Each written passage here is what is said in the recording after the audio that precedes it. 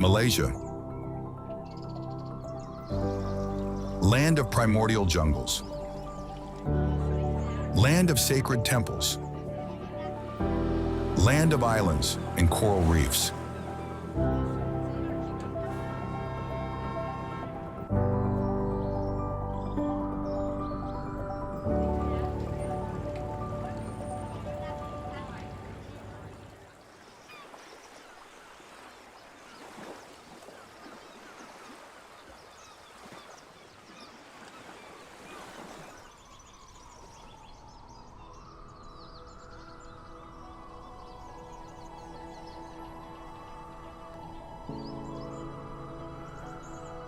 Clouds wrap around peaks, hidden in the forest. An orangutan moves silently through the canopy of the jungle. The ocean laps against white beaches at the edge of the world. Welcome to Malaysia. Welcome to a country split in two by the sea. Known as the crossroads of Southeast Asia, this is a land where 9 sultans take turns on the throne every 5 years, where the rainforest is 130 million years old, and where a narrow strait has shaped global trade for 2,000 years. But let's start from the beginning. Malaysia comes in an unusual shape. 2 separate territories divided by the South China Sea. The western half sits on the Malay Peninsula, squeezed between Thailand to the north and Singapore to the south.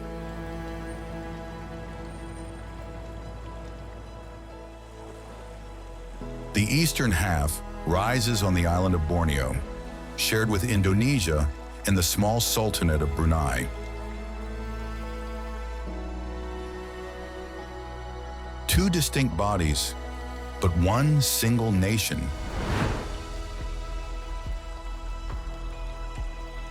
Its position right along the equator gives the country a climate that knows no cold seasons. Temperatures stay nearly constant year-round, marked only by the arrival of 2 monsoons, which often bring intense rains, feeding a vegetation that grows with an almost primordial force.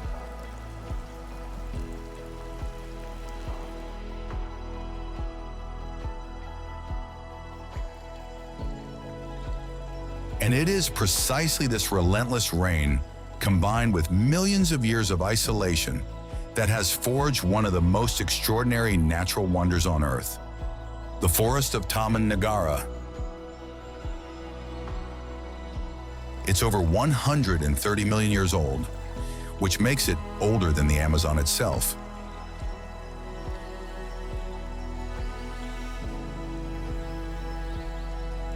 Walking through it means crossing an ecosystem that already existed when dinosaurs ruled the Earth.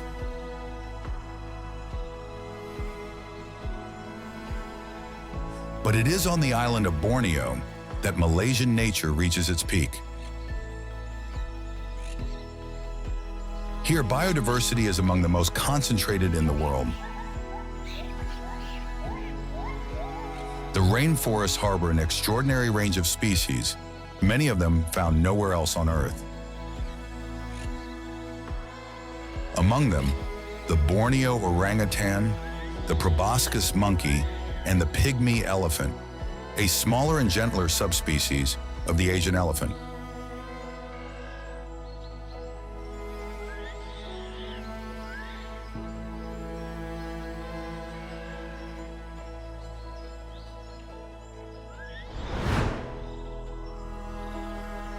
Towering above all this biodiversity stands Mount Kinabalu, which at 13,435 feet, or 4,095 meters, is the highest peak in insular Southeast Asia. A granite giant dominating the landscape between the Himalayan chain and New Guinea.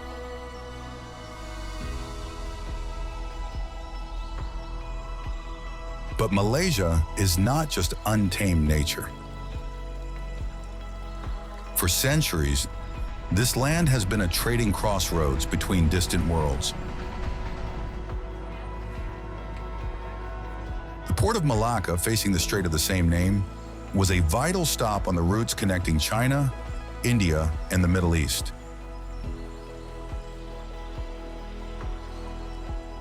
These flows of trade have shaped the Malaysia of today, a country that holds three souls in one body.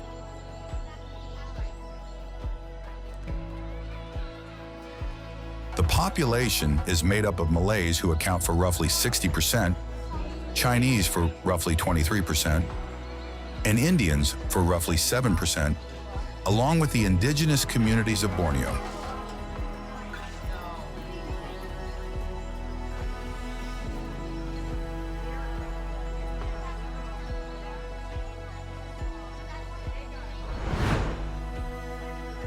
This coexistence creates an urban landscape defined by mosques, Buddhist temples, and Hindu shrines, often rising just a few meters from one another on the same street or in the same neighborhood.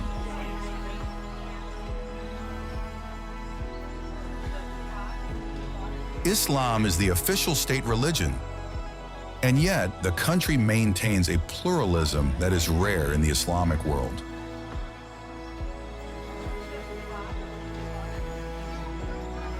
There are also Christian churches and Hindu temples in a coexistence built over centuries.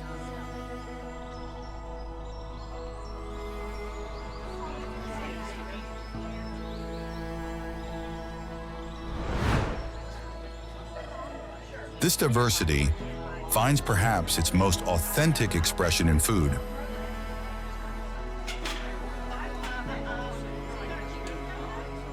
Nasi lemak, for example, is rice cooked in coconut milk and served with spicy sambal, fried anchovies, and peanuts, and it is the national dish.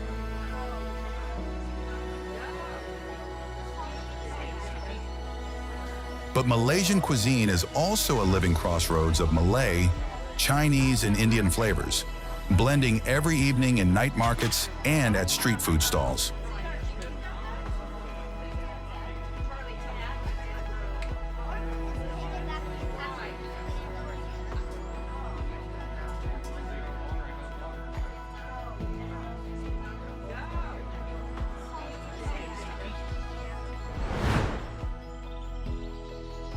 Malaysia, then, is far more than a simple exotic destination. It is a fragile and fascinating balance between ancient nature and modernity, between faith and coexistence. But now let's set out to discover the most incredible and iconic places of this nation.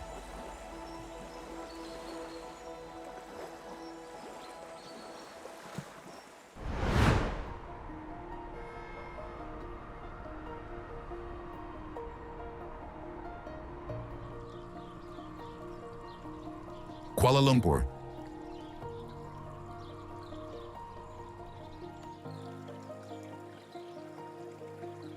Two towers of steel and glass, 1,483 feet, or 452 meters tall, pierce the equatorial sky.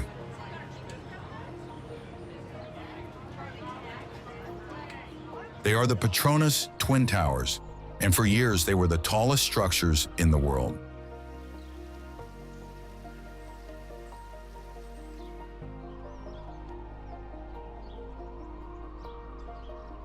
But Kuala Lumpur is not just a skyline. This city was born at the meeting point of two rivers. In fact, its name literally means muddy confluence. And from that mud, it built a capital of nearly 8 million people across its urban area.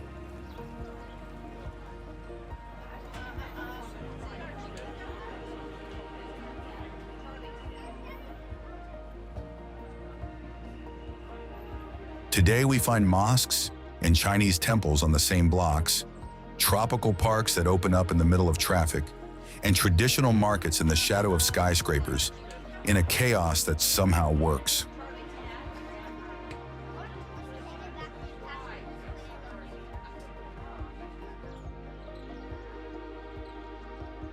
8 miles or 13 kilometers from the city center, we find the Batu Caves, which open up an entirely different world.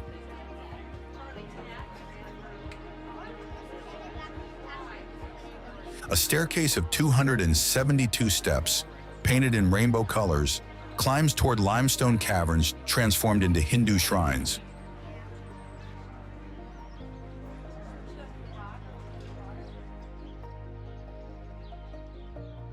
The caves formed roughly 400 million years ago, and today they host every year the Thaipusam, a Tamil religious festival that draws over 1 million devotees.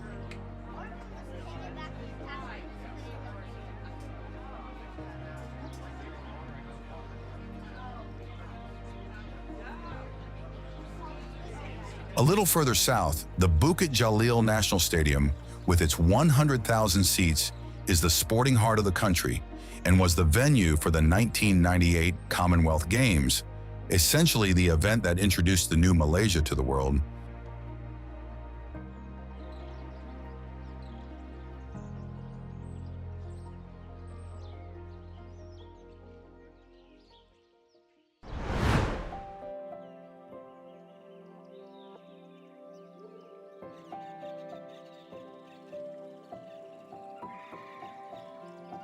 Taman Negara.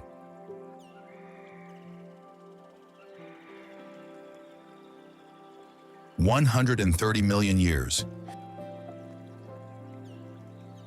This forest existed before the Atlantic Ocean separated Africa from the Americas.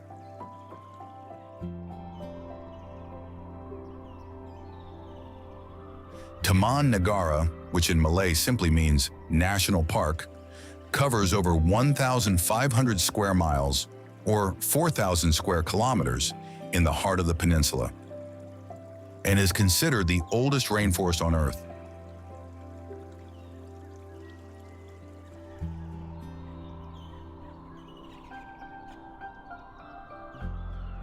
A canopy walkway suspended 148 feet, or 45 meters, above the treetops, reveals the inner workings of the forest from above.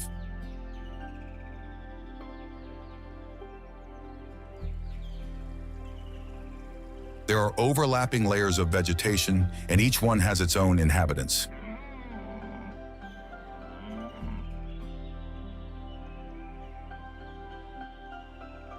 Malayan tigers, tapirs, and sambar deer move through the undergrowth without being noticed.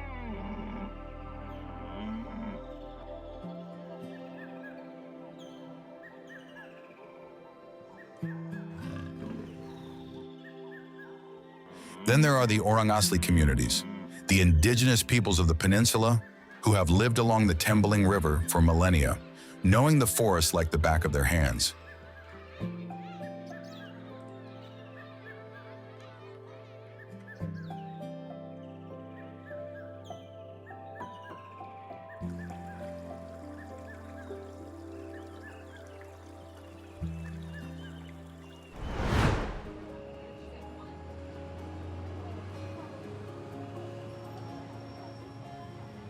Georgetown.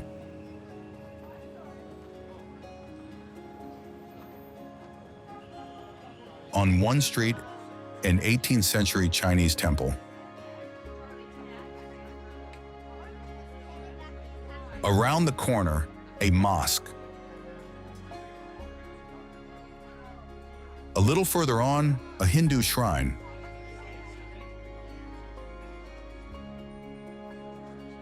Georgetown, the capital of Penang Island, is the result of centuries of trade in the Strait of Malacca.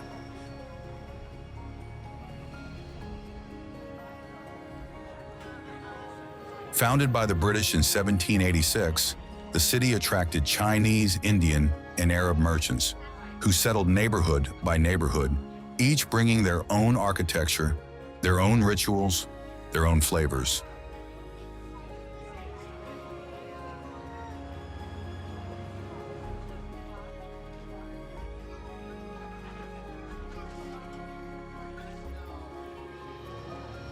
Today, the Old Town is a UNESCO World Heritage Site.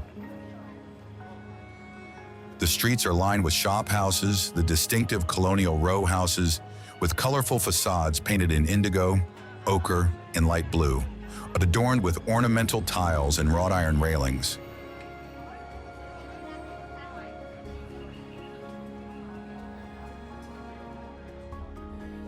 It is a living city where the past is not preserved, but has simply never stopped existing.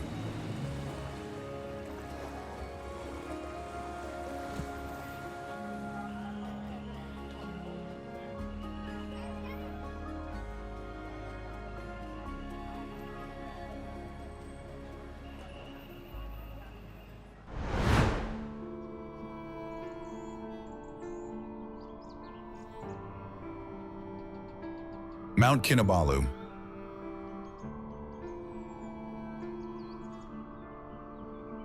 (13,435 feet, or 4,095 meters.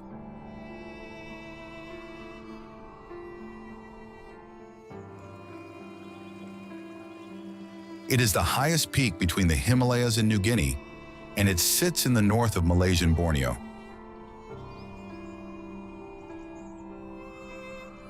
Mount Kinabalu is a relatively young granite massif, roughly 10 million years old, and it is still growing by about 0.2 of an inch, or 5 millimeters per year.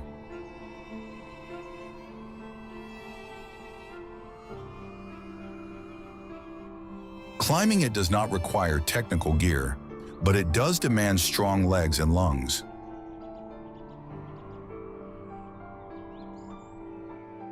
The ascent begins in the rainforest, among orchids and carnivorous plants.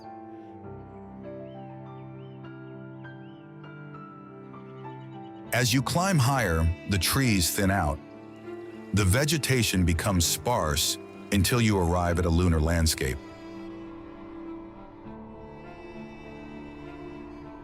Bare granite, cold, and silence.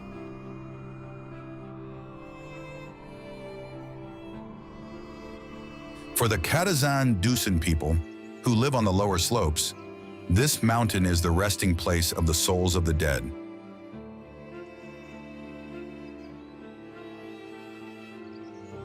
It's not just a mountain, but a boundary between the world of the living and that of spirits.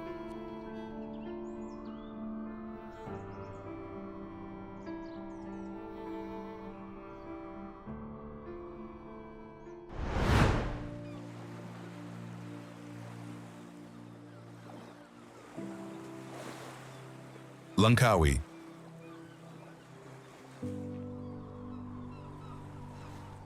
"99 islands scattered across the Andaman Sea, draped in jungle all the way to the shoreline.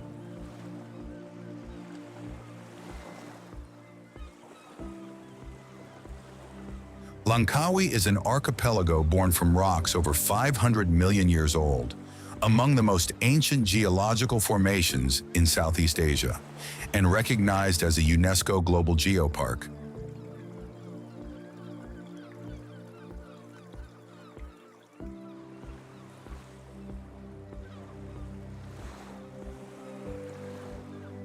Those arriving by ferry dock at Kuah and find themselves facing the Dataran Lang Square, dominated by a brown eagle statue, standing 39 feet or 12 meters tall.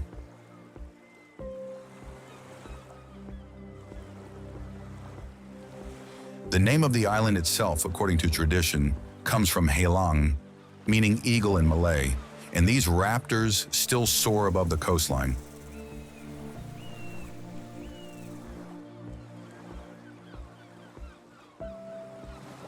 From here, you head north, where the beach of Tanjung Ru unfolds. In a sweep of white sand, sheltered by limestone formations and mangroves.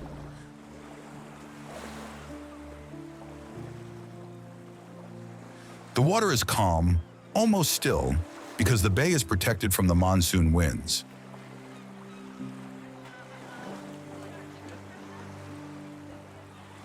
Moving along the western coast, Pantai Kok is a quiet bay, shielded by walls of jungle, where luxury resorts alternate with stretches of coastline still untouched.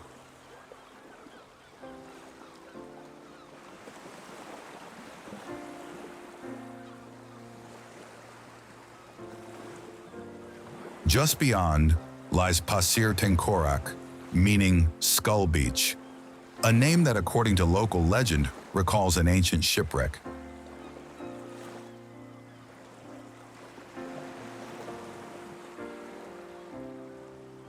Today it is one of the least visited shores on the island, wedged between rocks and tropical vegetation, where monitor lizards and monkeys roam undisturbed between the jungle and the waterline.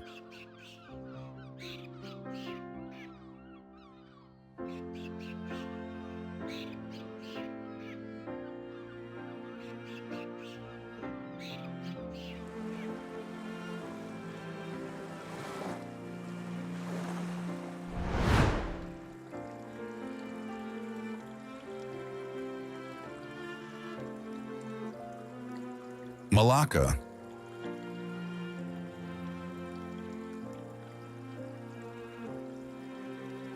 First the merchants, then the Portuguese, then the Dutch, and then the British.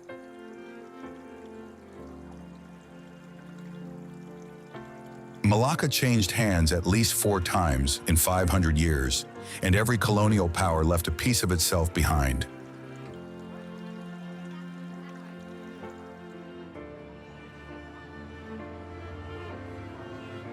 And you can still see it today in the Porta de Santiago, which is what remains of a Portuguese fortress from 1511.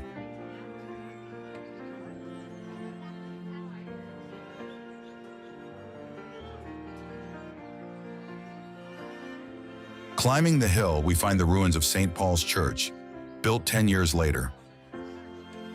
While at its base stands the Dutch Protestant Church, painted red in 1753.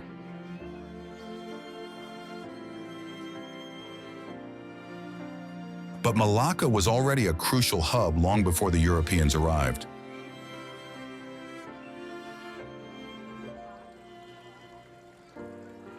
In the 15th century, its port connected China, India, and the Arab world.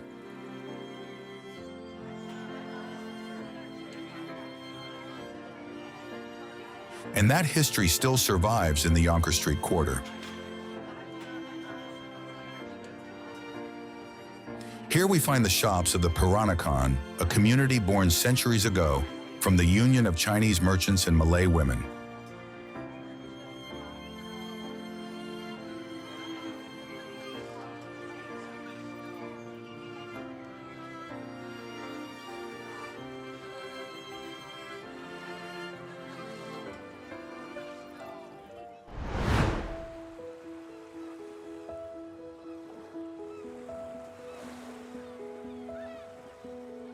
Perhentian Islands.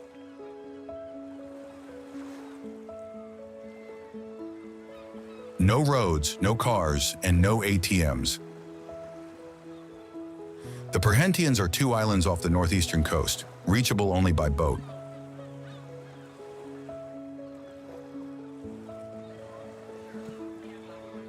Perhentian Besar is the larger one, and Perhentian Kessil is the smaller. They offer opposite rhythms, with silence and tranquility on the first, while hammocks and music define the second.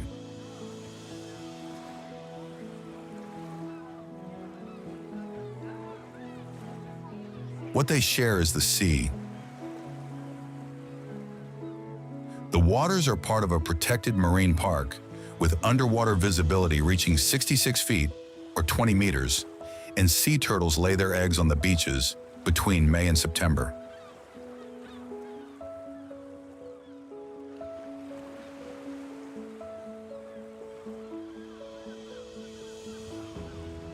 The curious thing is that during the northeast monsoon, from November to February, the islands shut down. The boats stay docked, every resort is shuttered, and the sea decides when and how to reopen.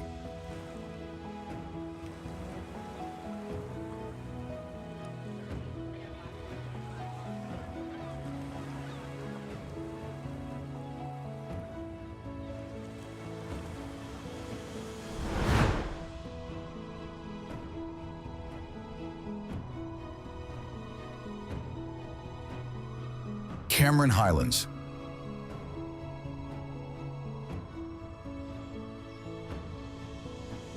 At 4,900 feet or 1,500 meters above sea level, the temperature drops to 68 degrees Fahrenheit or 20 degrees Celsius.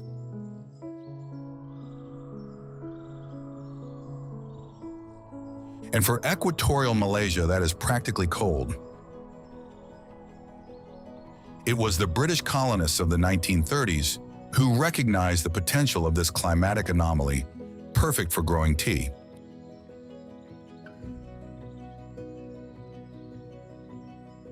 Today, the plantations blanket the hillsides and produce a large share of the tea consumed in the country.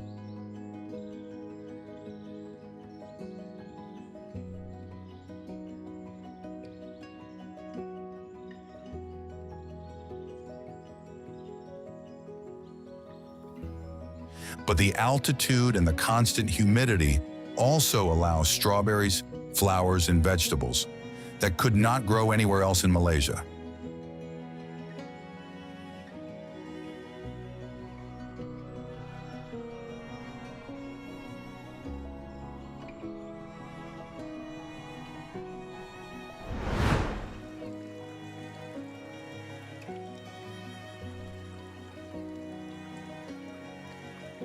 Kuching.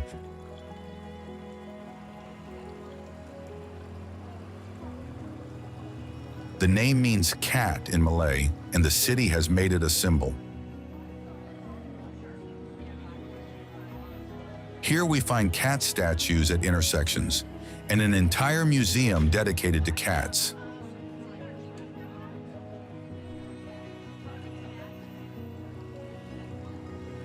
The Sarawak River splits the city in two.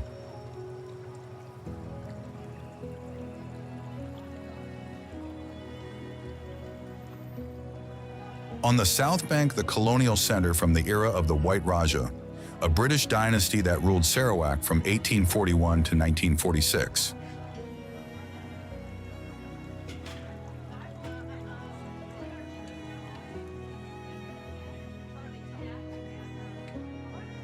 On the north bank, traditional villages with houses on stilts.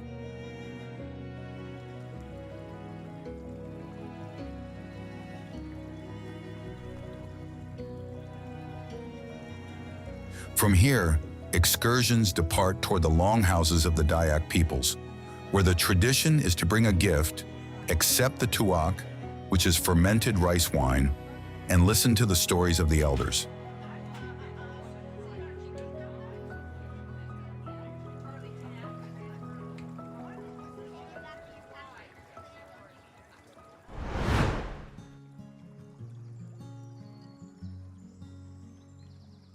Putrajaya.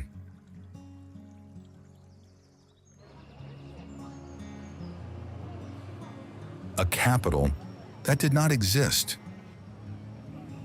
It was built in less than 20 years because until 1995, there was nothing here but oil palm plantations.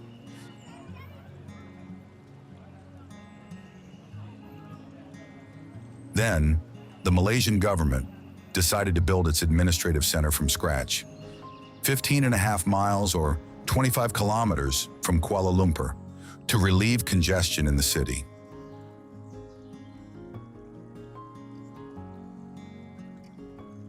The result is Putrajaya, with wide boulevards, geometric gardens, and government buildings overlooking an artificial lake.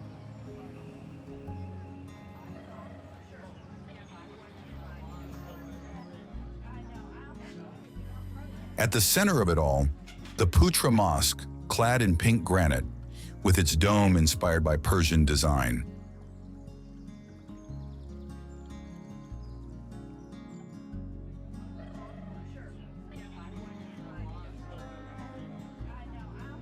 A short distance away stands the Tuanku Mizan Zainal Abidin Mosque, built almost entirely of steel and glass, earning it the nickname the Steel Mosque.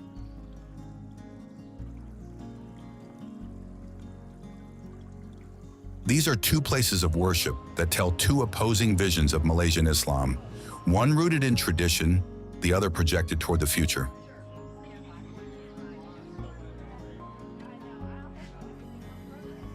And this city divides opinions.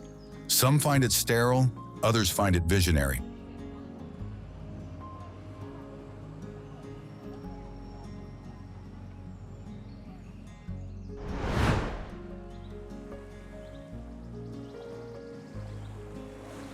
Semporna.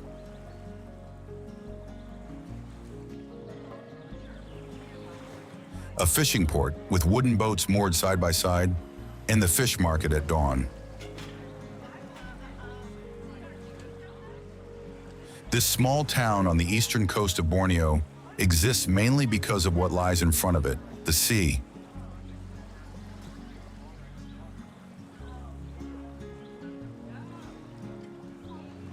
From here, boats depart for Sipadan, Mabul, and Kapalai, some of the richest underwater environments on the planet.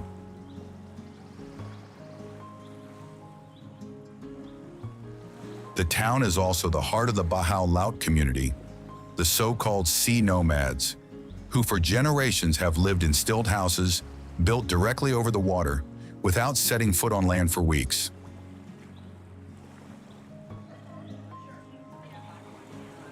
Today, many have left the stilt houses and live on shore, but their bond with the sea remains absolute.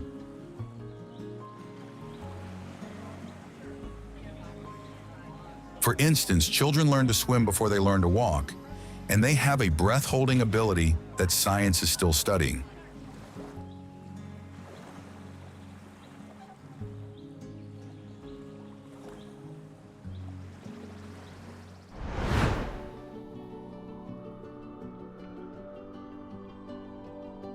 Ipoh.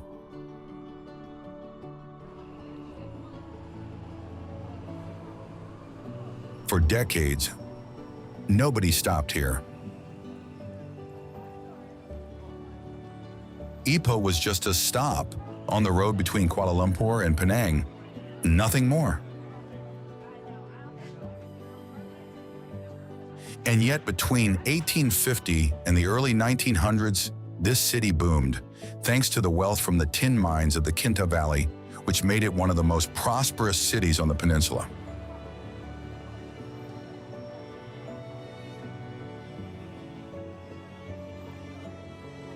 That money is still visible in the colonial buildings downtown and in the ornate Sino-Portuguese facades along Concubine Lane.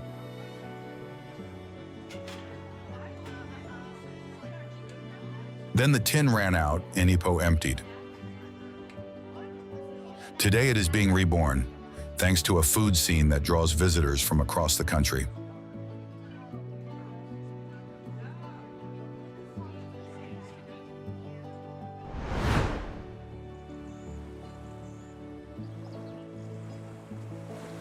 Bako National Park.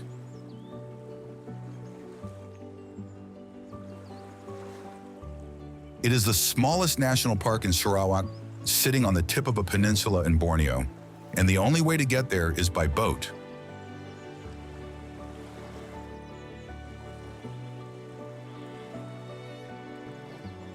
It covers just 10 square miles, or 27 square kilometers, and this compact size concentrates everything. Here, 7 different ecosystems coexist in a tiny space. We find everything, from rainforest to mangroves, from swampland to coastal heath.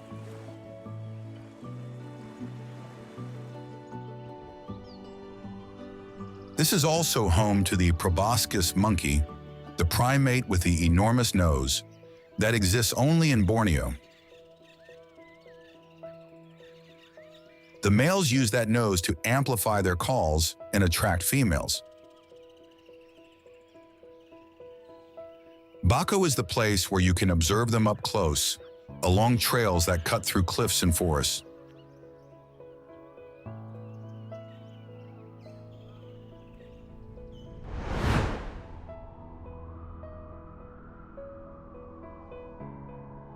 Kota Kinabalu.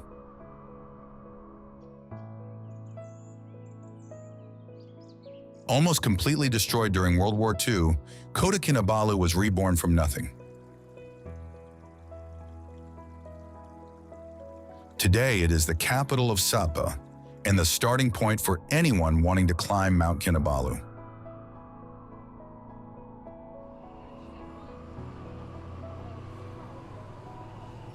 The city faces the South China Sea, and every evening, the sunset sets the sky ablaze above the islands of Tunku Abdul Rahman Park.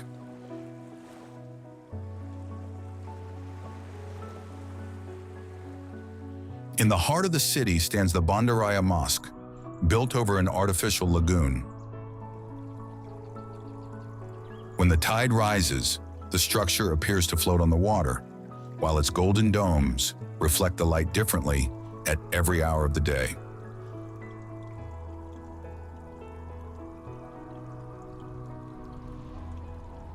Along the waterfront, the Filipino market comes alive every day among stalls of freshly caught fish, local handicrafts, and the ocean breeze.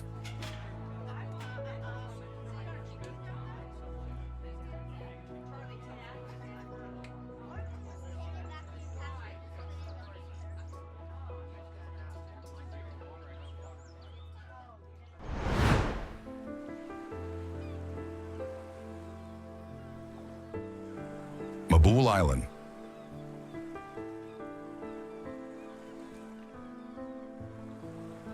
Often murky water, sandy bottom, and limited visibility.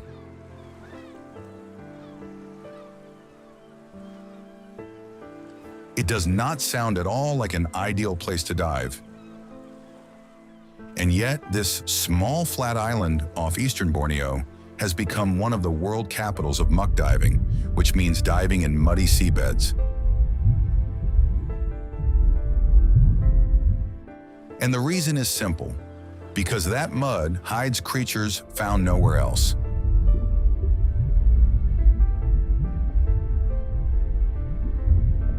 There are mimic octopuses that change shape, pygmy seahorses no bigger than a fingernail, and frogfish that walk across the bottom.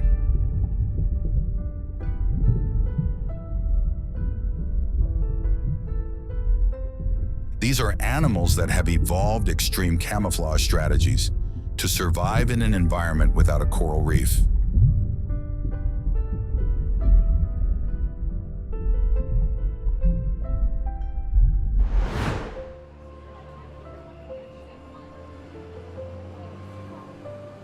Johor Bahru.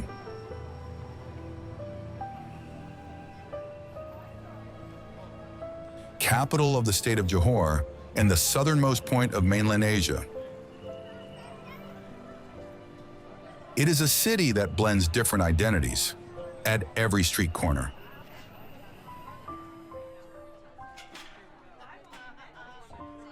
In the old town, we find vintage Chinese shops and colonial facades, now turned into cafes and boutiques.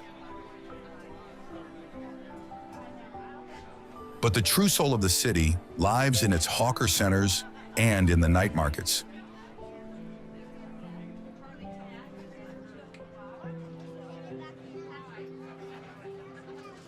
Here, stalls of satay, laksa, noodles, and grilled fish fill the alleyways with smoke and voices every evening. All of this just 1 mile or 1.5 kilometers across a bridge from Singapore. A proximity that has shaped this city and accelerated its growth, like few other things ever could.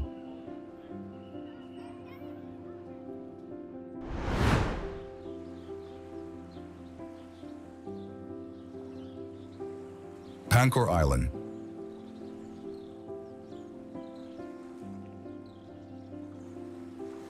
"5 miles long and 2.5 miles wide, or 8 kilometers by 4. Pangkor is a tiny dot in the Strait of Malacca, reachable in 40 minutes by ferry from the Perak coast. The island lives on fishing and local tourism. It is not on the international routes, and that is what preserves it.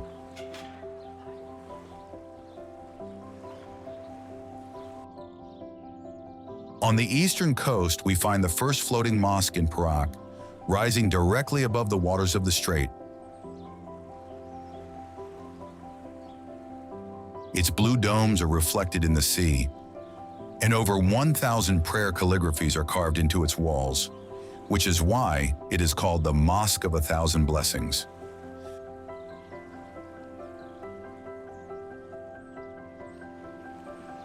The beaches on the western coast fill up on weekends, while hornbills, large birds with curved beaks, glide above the treetops in the morning.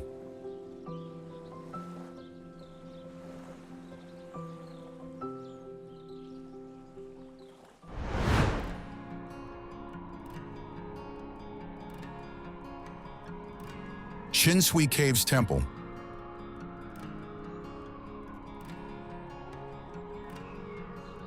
Between the summit of the Genting Highlands and the valley floor, at 2,950 feet or 900 meters above sea level, a Chinese Buddhist temple clings to the rock face.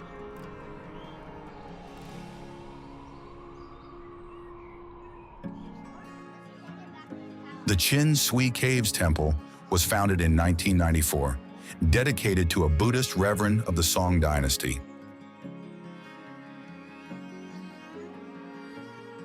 Reaching it means walking a path that cuts through mountain forest, with fog that often erases the landscape around you.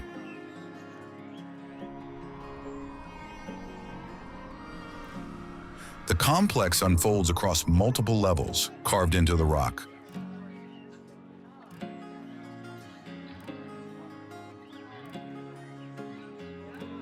There are pagodas, statues, and hanging gardens emerging from the vegetation.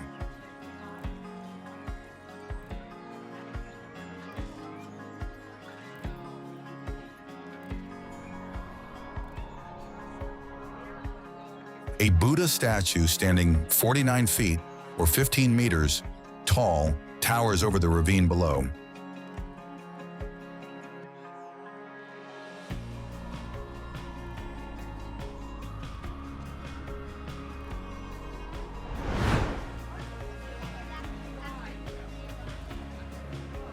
Terengganu.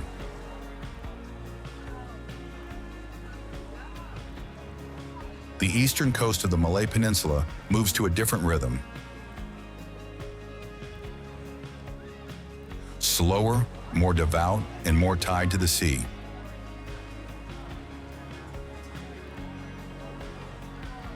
And Terengganu is the state that best represents this identity.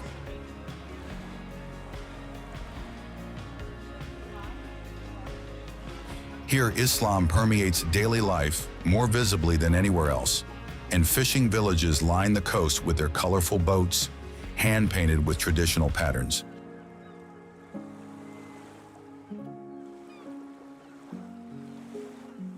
Every year between March and September, when the northeast monsoon retreats, the sea calms, and leatherback turtles crawl up the beaches to lay their eggs.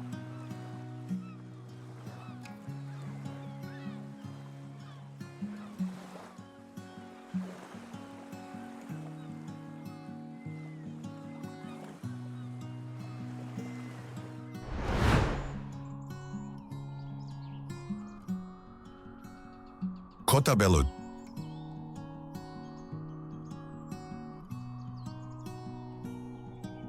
An hour and a half from Kota Kinabalu, rice paddies replace the buildings and the pace changes.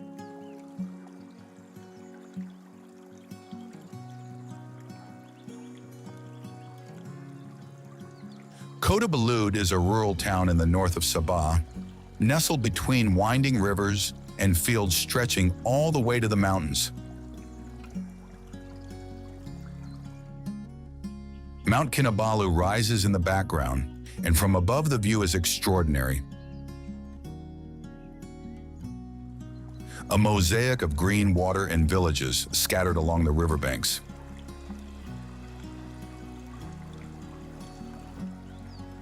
It is also the land of the Land Bahau, known as the Cowboys of the East, skilled horsemen and herders who every Sunday converge here with buffalo, horses, and produce from the countryside for the Tamu, the most authentic weekly market in Sabah.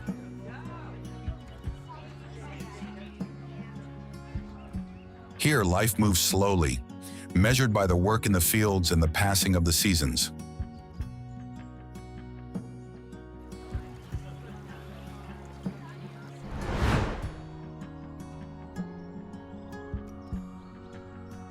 Pahang.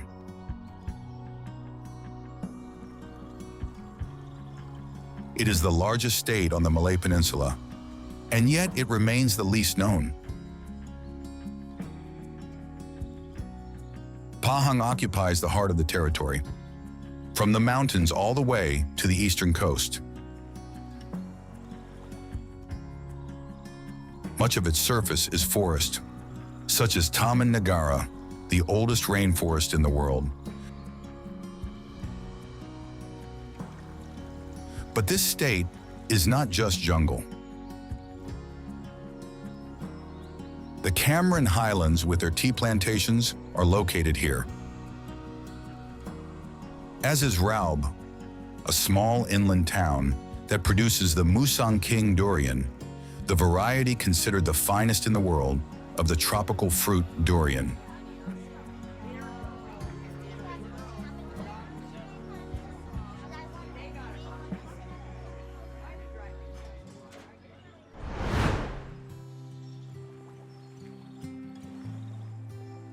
Kelambu Beach.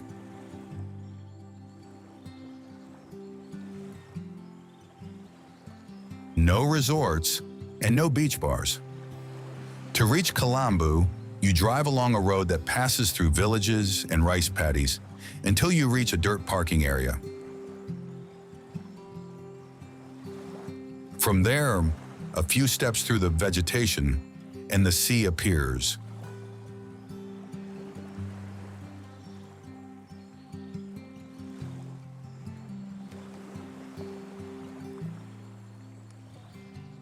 The seabed is shallow, the water warm, and between sand and rocks during low tide, small pools form where local children come to play on weekends.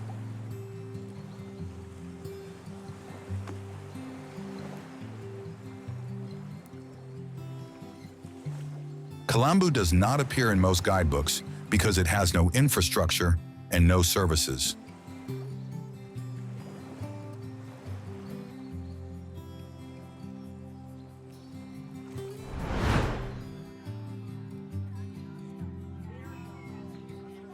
Kuala Kangsar.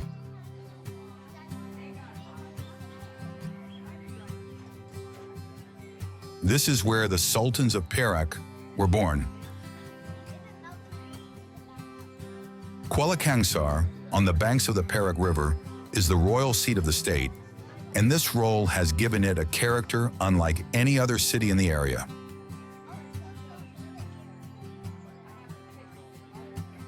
The Ubudaya Mosque, with its golden domes visible from across the entire valley, was commissioned by Sultan Idris Shah I.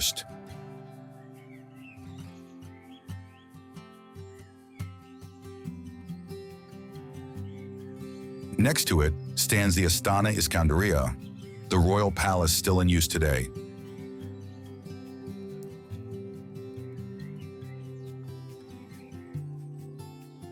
The town itself is quiet, with old shops along the main road and a morning market where they sell fruit, local sweets, and assorted goods.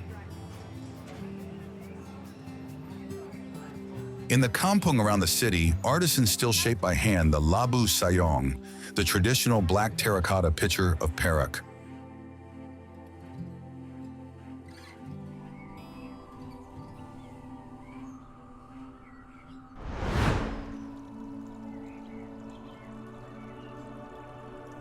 More.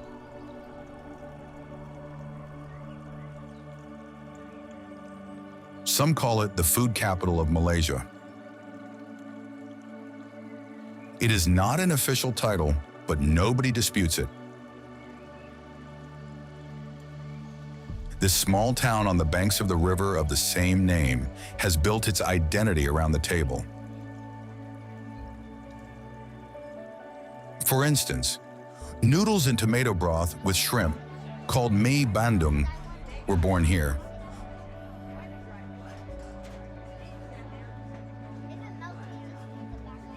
Or otak-otak, spiced fish grilled in banana leaves, which finds one of its most authentic versions in this region. And the reason lies in the town's location, which has been a crossroads between Malay, Chinese, and Indian communities.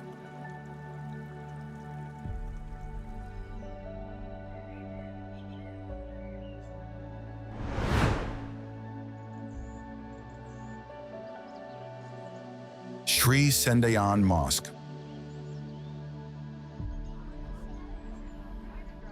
White on white, and nothing more.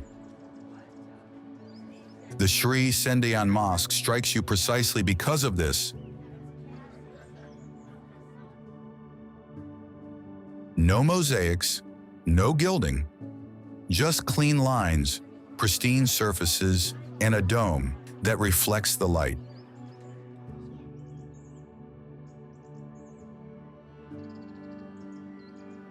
Inaugurated in 2019, it is an example of contemporary Islamic architecture that has chosen minimalism.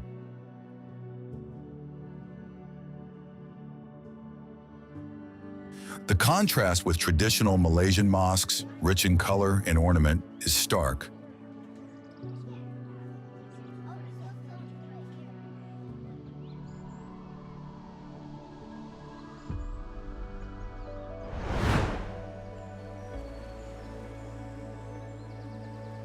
Sandakan.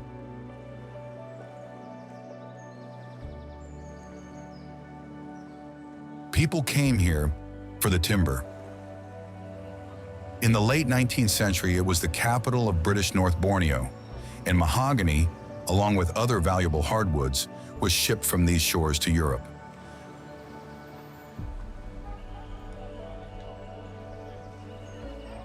Kampung Buli Simsim, the stilt village stretching along the coast, is the original heart of the city, founded in 1879.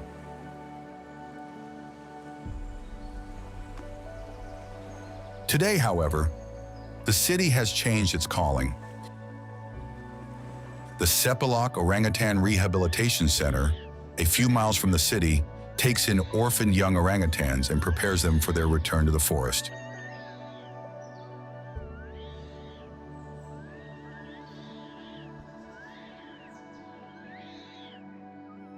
This city has gone from taking from the forest to giving something back.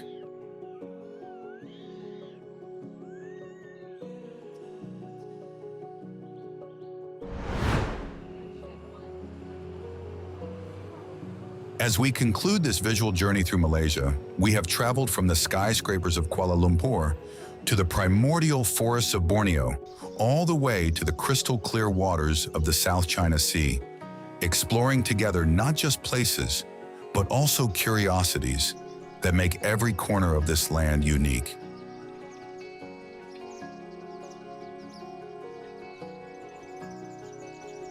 We hope that the images and stories shared along the way have enriched your knowledge and sparked the desire to personally explore the extraordinary variety of this country.